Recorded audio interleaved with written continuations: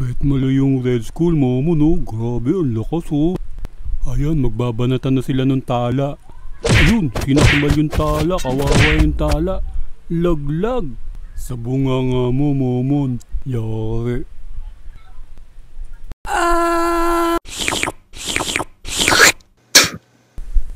Aray ko. Aray. Gagamba? Sino nagbato sa akin ito? Hayun, Babibo. Baka sila naglalaro sila ng gagamba eh. Hoy mga mokong, sa inyo ba itong gagambang tala na patay? Sino nang bato sa akin ito? Uupakan ko. Uy mga pare, kamay nyo. Kampi tayo, di ba? Momo, ang laki niyan. Baka upakan tayong tatlo. Naku bossing, aksidente lang, hindi ko sinasadya. Anong di sinasadya? Kakasa ka ba?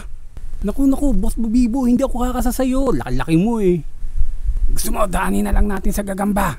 Kung talagang magagaling yung gagamba nyo, lalaban ba kayo sa gagamba ko? Sige, Gambotlog, banatan mo yung mga gagamba nila.